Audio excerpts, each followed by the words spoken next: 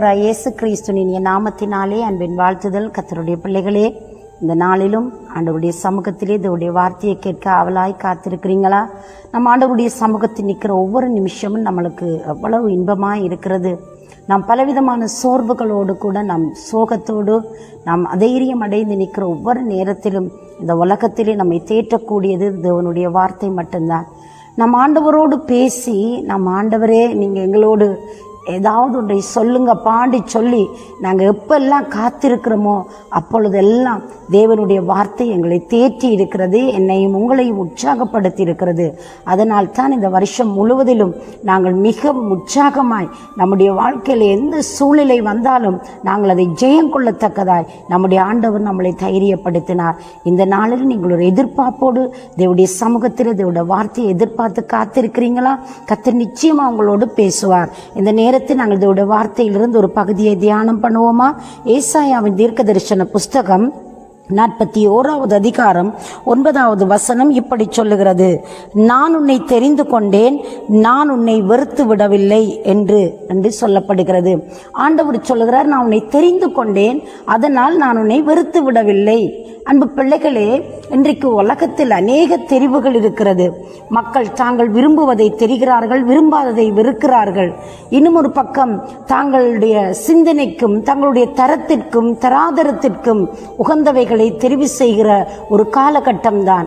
ஆனாலும் படைத்த கடவுள் எந்த தகுதியும் பார்க்காமல், எந்த பாரபட்சம் பார்க்காமல், எந்த ஒரு விதமான வேற்றுமையும் இல்லாமல் ஆண்டவர் நம்மளை தெரிந்து கொண்டார். அந்த தெரிந்து கொண்ட தெய்வம் தானே இந்த நாட்களில் என்னையும் உங்களையும் பார்த்து சொல்லுகிறார், நான் உங்களை தெரிந்து கொண்டேன், நான் உங்களை வெறுத்து விடவில்லை.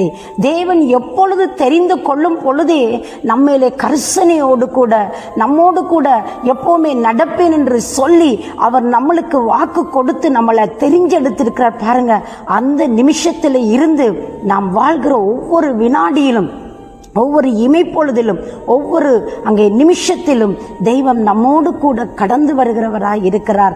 நாம் சோர்வான சமயங்கள், நாம் அதைரியப்பட்டு போன நேரங்கள், நாம் உற்சாகத்தோடு இருந்த நேரங்கள், நம்மை வேண்டாம் என்று ஒதுக்குகிற பொழுது, நம்முடைய வாழ்க்கையிலே பலவிதமான அசௌகரியங்களை நாங்கள் சந்திக்கிற பொழுதும் ஆண்டவருடைய தெரிவு மாறலைங்க. ஏன் நாம் கூட தேவனை துக்கப்படுத்தி இருக்கலாம், அவரை நோக்கடித்திருக்கலாம், அவரை துக்கப்படுத்தி இருக்கலாம். ஆனால் அந்த நேரத்திலும் அதே தெய்வம் மாறாதவராய் நம்மை தெரிந்து கொண்ட அந்த தெரிந்தெடுப்பை கண்ணோக்கி பார்த்த கடவுளாய் நம் மத்தியிலே கிரியை செய்திருக்கிறார். அன்பு பிள்ளைகளை, அந்த ஆண்டவர் சொல்லுகிறார், மகனே மகளே, நான் உன்னை வெறுக்கவில்லை, இன்னும் நான் வெறுக்கவில்லை, இனியும் நான் உன்னை வெறுக்கப் போவதில்லை. இந்த நாளிலே நான் நினைத்திருக்கிறேன், உன் நினைவாய் நான் இருக்கிறேன், என் நினைவாய் என் இருதயம் ஏங்கிக் கொண்டு இருக்கிறது என்பதாக தேவனுடைய வார்த்தை அங்கே சொல்வதை போல ஒரு உணர்வை எங்களால் உணர முடிகிறது. அருமையான ஒரு வாக்கு தத்தம். இந்த வசனம் உங்களோட வாழ்க்கையில நிச்சயம் ஒரு விடுதலையை கொடுக்கும். நீங்க சோர்வோடு கூட, பலவீனத்தோடு கூட, அதைரியத்தோடு கூட நீங்கள் பலவீனப்பட்டு சோர்வடைந்து முடியாதென்று சொல்லி நீங்க அந்த நிமிஷத்துல தானே தேவன் உங்களை பலப்படுத்துகிறவராய் இருக்கிறார். நீங்க ஒருவேளை ஆண்டவருக்கு துரோகம் பண்ணிட்டீங்களா, ஆண்டவரை விட்டு தூரம் போனீங்களா, ஆண்டவரை தேடாம நிற்கிறீங்களா, உங்களையும் அவர் அழைக்கிறார். என் மகளே, நான் இன்னும் உன்னை வெறுக்கவில்லை, என் மகனே, நான் உன்னை இன்னும் வெறுக்கவில்லை என்றால் அவர் இன்னும் ஒரு பக்கம் சொல்லப்படுகிறது, நான் உன்னை இன்றைக்கும் நான் நேசித்த வண்ணமாய் இருக்கிறேன்.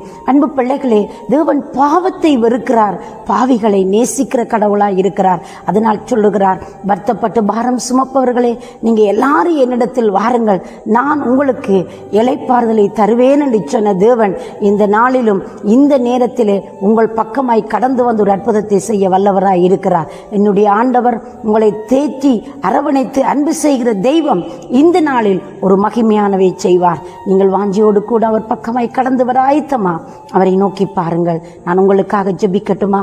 பரிசுத்தம் நிறைந்த நல்ல ஆண்டவரே, இயேசுவண்ட நாமத்தில் உம்மை நோக்கி நாங்கள் பார்க்கிறோம். உம்முடைய பிள்ளைகள் எந்த சூழ்நிலையில் இருந்தாலும், மனிதர்கள் கைவிட்டாலும், சூழ்நிலைகள் மாறினாலும் கைவிடாத தேவன் உம் பிள்ளைகளை கரம் பிடித்து நடத்தும். நீர் தேற்றி அணையும் ஆண்டவரே, உம்முடைய அன்பை கொடும் சுவாமி. பிள்ளைகளை வெறுக்காமல் ஒதுக்காமல் நடத்துகிறவர் நீர் மட்டும்தான் தெய்வமே. ஆறுதல் படுத்தும் ஆண்டவரே, தேவைகள் சந்திக்கப்படட்டுக்கும், குறைவுகள் நிறைவாகட்டுக்கும் ஆண்டவரே. உம்முடைய கரங்களுக்குள் ஒப்புக் கொடுத்து இயேசு கிறிஸ்துவின் நாமத்தில் தாழ்மையோடு செபிக்கிறோம் எங்கள் ஜீவனுள்ள நல்ல பிதாவே. ஆமீன் ஆமீன். தேவன் தாமே உங்களை நிறைவாய் ஆசீர்வதிப்பாராக. God bless you.